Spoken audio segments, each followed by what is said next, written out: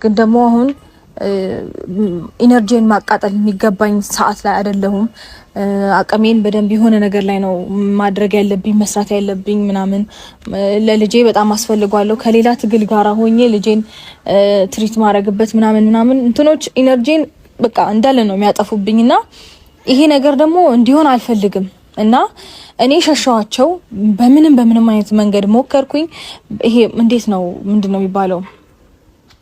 ይሄ በትግልም ሞከርኩኝ፣ በጸባይም ሞከርኩኝ፣ ሸሽቼ ሞከርኩኝ። ከኔ ህይወት ሊወጡልኝ አልቻሉም። ሶ ያለኝ አማራጭ ከናካቴው ማያዩበት እኔን ማያገኙበት እንዴት ነው እንዴት ብዬ ልንገራችሁ መተው እኔን ቻሌንጅ የማያረጉበት የሆነ ነገር እየሰራውኝ ስታክ የማያረጉበት ነገር ውስጥ ነው ራሴን እንትን ማድረግ የምፈልገውና የሆነ ለራሴ ኮንፈርት ዞን መፍጠር ፈልጋለሁኝ። ከዚህ በላይ በማንም መጨቅጨቅም አልፈልግም። ስለዚህ የራሴን ነገር ለማድረግ ወይም ደግሞ የራሴን ስራዎች ለመስራት ከዚህ ሀገር የግድ መውጣት አለብኝ እና ያው እንደነገርኳችሁ በዚህ 2 ቀን ውስጥ ነገራቶች በቃ ውሳኔዎችን ማወቅ እችላለሁ ብዬ አስባለሁ። ፕሮሰሱ ይርዘምም ይጠርም ምንም ይበልም ማለት ብቻ ነገሮች ይሳኩልኛል ብዬ አስባለሁ። በዚህ 2 ቀን ውስጥ ነው ነገሮችን በደንብ ፊክስ ማደርገው። እቺ 2 ቀን ትቀረኛለች። እንግዲህ ከፈጣሪ ጋራ ነገሮች ይሳካሉ ብዬ አስባለሁ። ፋሚሊዎቼንም ለማሳመን እሞክራለሁ በተቻለኝ አቅም። ምክንያቱም ያው ታውቁታላችሁ ልጄ ብዙም እንደምታዩት እንትን አላለም፣ አልጠነከረም ስላችሁ ላይክ ከቤተሰቤ ጉያ እንደዚህ እኔም ልጄም አንድ ላይ ውጥት እንዲሉ አይፈልጉምና እንጂ ይፈቅዱልኛል አይፈቅዱልኝም የሚለው ነገር ከእቴ ጋር አብሬ ለማሳመን እሞክራለሁኝ። ያው እና እሷም ያው አነጋገር ላይ ምናምን አሪፍ ስለሆነች እዱ መጣሽ። ሰላም ነው። ዌልካም ባክ ታዲያ። ሰላም ነው አለሽ? በሰላም ነው። አንዴ ፈልግሻለሁ ብለሽ አንገበገብሽ። አዎ ፈልግሽ ነው። ደህና ነሽ? እንዴት ነሽ? ሰላም ፈጣሪ ይመስገን። ምን ነው በሰላም ነው የፈለግሽ? ሰላም ባያቸው እስቲ ፋሚሊዎችን ጠፋሽ ደግሞ አሉ። አንዳንዴ ያው ለመናፈቅ ነው ቤተሰቦችሽ ስለምናፍቃቸው በደንብ እናፍቃቸው ብዬ ነው። ሰላም የሩታ ቤተሰቦች እንዴት ናቸው? እኔ በጣም ደህና ነኝ እግዚአብሔር ይመስገን። በያላችሁበት ሰላማችሁ ብዝት ይበል። ወዳችኋለሁ። አሜን። እንግዲህ እድግዬ ዛሬ ለሆነ ጉዳይ ላማክርሽ ነው የጠራሁሽ። እሺ በሰላም ነው? በሰላም ብቻ ሰላም ነው፣ ግን መቆጣት ምናምን አይሰራም። ሰላም ከሆነ እኔ ድሮም እንደማልቆጣ ታውቂያለሽ። የሰላም ካልሆነ ብቻ ነው መቆጣሽ። አይ ማለት ነገሮችን ትረጅኛለሽ አንቺ በደንብና ያው እንዴት ነው በደንብ መግባባትም መነጋገርም ለማውራትም ካንቺ ጋር በጣም ስለሚቀለኝ ለዛ ነው የጠራሁሽ። ምንድነው መሰለሽ እድግዬ አሁን ሰሞኑን አንዳንድ ነገሮች ፕሮሰስ ጀምሬ ነበር ለማንም ሳልናገርና ወደ ውጭ ሀገር ለመሄድ ማለት ነው። አረ እሺ አዎ። እና ወደ ውጭ ሀገር ለመሄድ ፕሮሰስ ጀምሬ ነበር። ትንሽ ጠፋ ብያለሁኝም ፋሚሊዎቼም ጋር በዚህ አጋጣሚ ነበርና የጠፋሁትም። እንዲሁም ደግሞ ለእናንተም አልነገርኳችሁም፣ ለማንም አልተናገርኩም ይሄንን ነገር ሳደርግ ማለት ነውና በዚህ 2 ቀን ውስጥ ነገሮች ፊክስ ይሆናሉ። በቃ ነገሮች ይስተካከላሉ፣ ያበቃሉና ማለት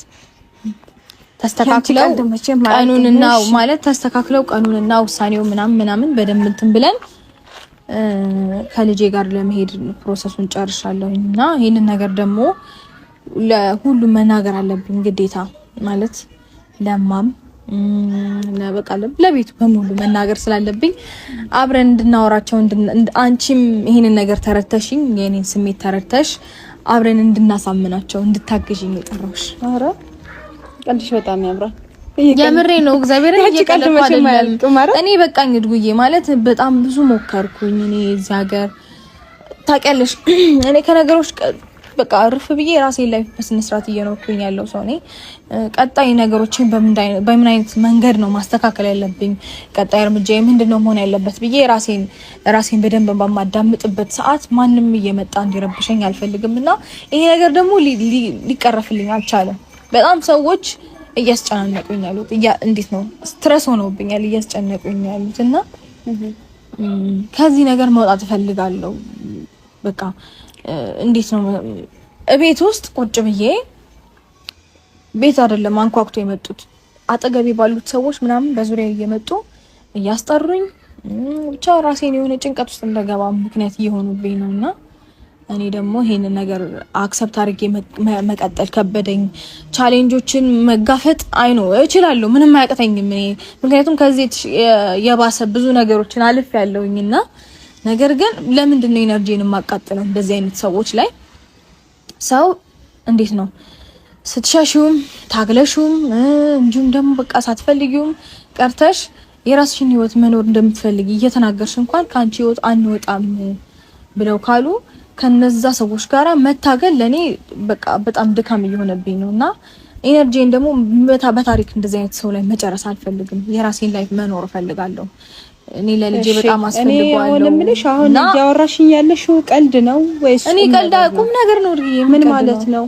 በእንደዚህ አይነት ነገር ቁም ነገር ነው እያወራሁሽ ያለሽው ትኛልሽ? እኔ እኮ እስካሁን እየቀልሽ ነው። አንቺ አንዴ የምትቀልጃቸው ነገሮች ምንም ቀልድ አይደለም። አሁን እኔ ምቀልድበት እየቀለድሽ ነው ብዬ ነው እስካሁንም ዝም ብዬ የሰማሁሽ እንጂ አንቺ የምር የልብሽ ነው ከልብሽ ነው እየተናገርሽ ያለሽው። ምን ማለት ነው? ስሚኝማ አሁን እዛ በጣም ነገሮች አይደለም ሰማሁሽ እኮ ነገሮችን ይኸውልሽ፣ እንደዚህ አይነት ነገር ያደረኩት በጣም አስቤበት እንትን ብዬ ነው። ይኸውልሽ አንቺ አሁን ስታስቢ እንትን ካልሽ አንፃር ነው፣ ውስጥሽ ከተሰማሽ አንፃር፣ ሰላምሽን ከማጣትሽ አንፃር ነው ይሄንን ውሳኔ ላይ ደርሻለሁ ያልሽ። እንግዲህ ምንም ነገር ሳልሰማ ጨርሻለሁ፣ 2 ቀን 3 ቀን ነው የቀረኝ እያልሽ ያለሽው ነገር አንቺ ከመሰሚና ከደረሰብሽም አንፃር ነው ይሄን እንደዚህም ልታደርጊ እንደዚህም ልትይ ያስወሰነሽ ያው በሰዎች ሰላምሽን በነሱሽ እንትን ብዛት ነው።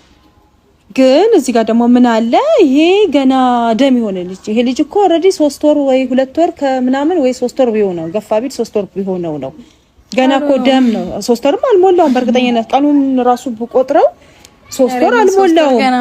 3 ወር አልሞላውም። ይሄ ልጅ እኮ ስታዩ እንዲህ ፋፍቶ አምሮ ስታዩ በቃ ጠንክሯል አድጓል ብለሽ ሊሆን ይችላል አንቺም ልጅነት ስላለብሽ ማለት ነው። ግን ይሄ ልጅ ደም ነው አይደለም ከኢትዮጵያ ውጪ የውጪውን አየር ቀርቶ ከዚች ግቢ እንኳን ቢወጣና 1 ሳምንት ሌላ ቦታ ዞር ብታደርጊው ራሱ ይሄ ልጅ አየሩን አይችልም። ምክንያቱም ገና ደም ነው፣ አልጠነከረም። ያልጠነከረ ልጅ ነው፣ አንድ ፍርዬ ልጅ ነው።